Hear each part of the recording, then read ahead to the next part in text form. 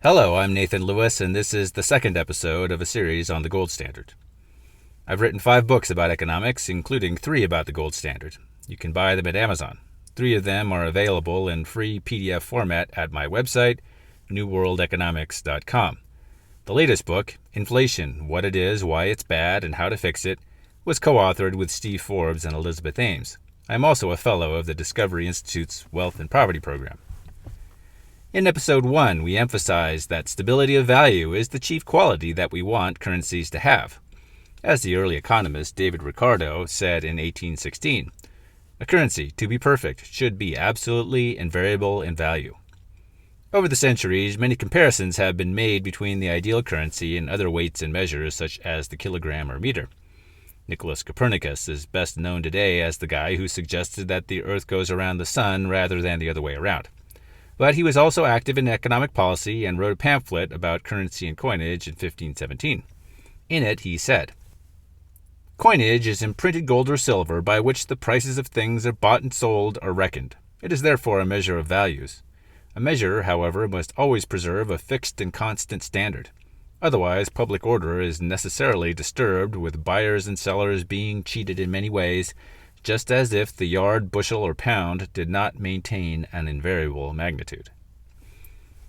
In Copernicus's day, this stability meant 2 things. First, it meant that the coinage contained an unchanging amount of gold or silver. Second, it also meant that the currency was based on gold and silver, which over the course of centuries were found to be reliably stable in value. Although the British coinage was quite reliable after it was reformed by Elizabeth I in 1561, remaining unchanged until a devaluation in 1931, this was not true on the continent. Coinage in Europe was often debased, either by reducing the precious metals content or raising the face value.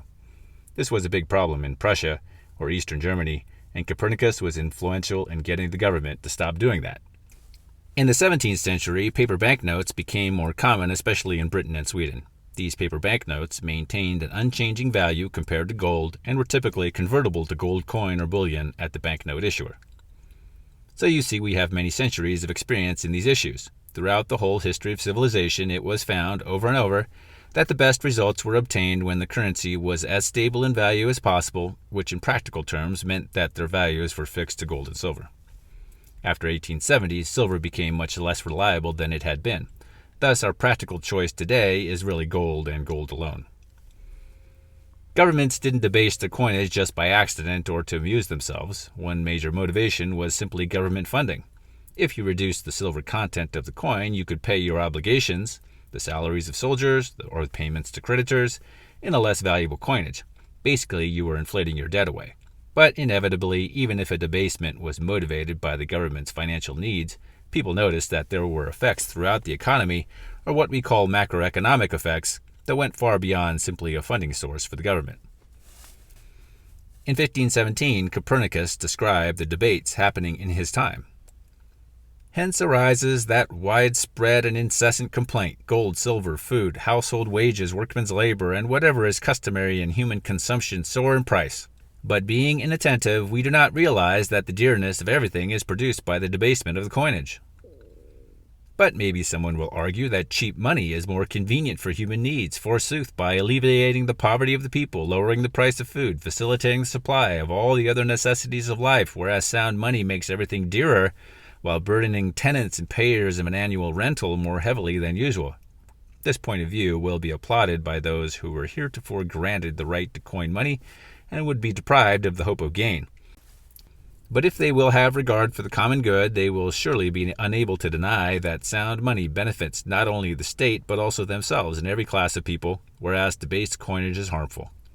Although this is quite clear for many reasons, we learn that it is so also through experience, the teacher of objective truth.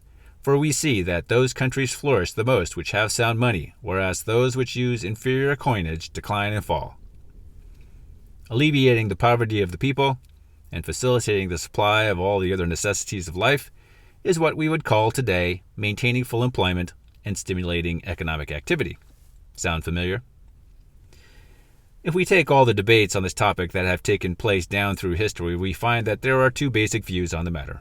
The first is what is today known as the classical view because it was favored by the classical economists of the late 18th and 19th centuries, such as Adam Smith and John Stuart Mill. The other has been called the mercantilist view, which always irritates economists because they do not want to be associated with the flawed thinkers that were swept away by the genius of the classical economists in the late 18th century. Nevertheless, there are a lot of similarities between what economists say today and what the mercantilists said centuries earlier. The mercantilist view reached perhaps its greatest sophistication in the writings of James Denham Stewart in the 1760s. Adam Smith wrote his most famous book, An Inquiry into the Nature and Causes of the Wealth of Nations, in direct refutation of Stewart. Stewart argued, "If money can be made of paper, a statesman has it in his power to increase or diminish this extent of credit and paper money in circulation by various expedients which greatly influence the rate of interest. From these principles and others which naturally flow from them may a statesman steer a very certain course towards bringing the rate of interest as low as the prosperity of trade requires." This manipulation of money and credit, in the writings of the 18th century mercantilists, was to be combined with government spending to stimulate the economy. It was the doctrine of big government economic manipulation, which has hardly changed today. We can summarize these two monetary paradigms like this. The classical paradigm or hard money paradigm. Rule of law, definite fixed currency values. Stable currency value is the goal. Avoid government manipulation. The gold link enables stable money. Unstable money causes problems. Leave credit up to the free market. Interest rates left to the free market. Fixed exchange rates are good. You can't devalue yourself to prosperity. The mercantilist paradigm or soft money paradigm. The rule of man, Stuart's statesman and today's central bank governor. Full employment is the goal. Constant government management of the economy. The gold link prevents management. Money manipulation solves problems. Manipulate credit for macro effect. Interest rates are managed. Floating currencies allow adjustment. In the long run, we're all dead. It tends to be a doctrine of short-term expediency. Probably everyone has heard some variant of this when discussing monetary issues. There are a lot of people that really love the soft money paradigm. This is true today and has always been true. If monetary manipulation is your goal, then the last thing you would want is a stable currency of fixed value. That's like sunlight on vampires. It is important to understand that the reason that people don't like the gold standard today is not because it doesn't work. It has always worked very well, even to the 1960s, but that it prevents the kind of economic manipulation that these people are very enthusiastic about. However, related to this, if you do adopt the hard money or classical paradigm, recognizing, just as Copernicus did, that it always produces the best long-term results, you also have to give up all ambitions to manipulate the macroeconomy via currency and credit distortion. I think it is very clear here that these two paradigms are completely contrary. You can't mix and match. You can still do things that are good for the economy. This might mean lower taxes or beneficial regulation or reducing wasteful spending or spending money on important things that bring lasting economic benefit or providing assistance to those most in need. It doesn't mean that you stand around and do nothing at all, but it does mean that you don't mess with the currency. One of the most detailed and sophisticated explications of why we want our currency to function as an unchanging constant of commerce, like the kilogram or meter, was expressed by George Gilder in his 2016 book, The Scandal of Money.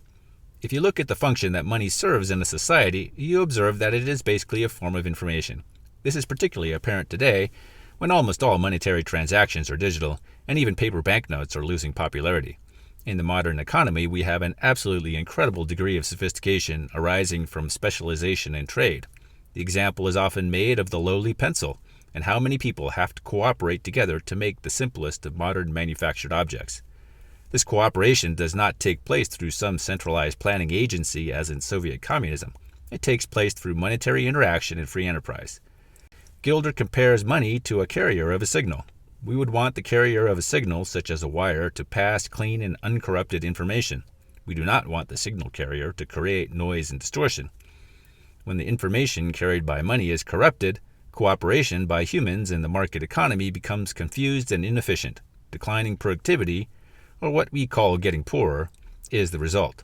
Gilder wrote, "This monetary coup, changing money from the medium of economic activity to the message itself, has thwarted economic growth, punished savers, rewarded prestidigitatory finance over innovation, casting a shroud of uncertainty over all valuation. Monetary manipulations shorten the time horizons of the economy. In information theory, the dominant science of our age, when a medium sends a message of its own, static on the line, it's called noise. Noise in the channel reduces the channel's capacity to transmit accurate information. For some people, these arguments are perhaps too subtle. The plain fact of the matter is, if the value of the currency in which you are paid declines, then the value of your wages also declines. You are poorer. It is hard to become wealthy with a mechanism that makes you poorer. Governments also discover that, as the people become poorer, the value of their tax revenues also declines. The people and the government grow poorer together. You can't devalue yourself to prosperity. In our next episode, we will look more closely at the popular forms of currency manipulation, or mercantilist soft money.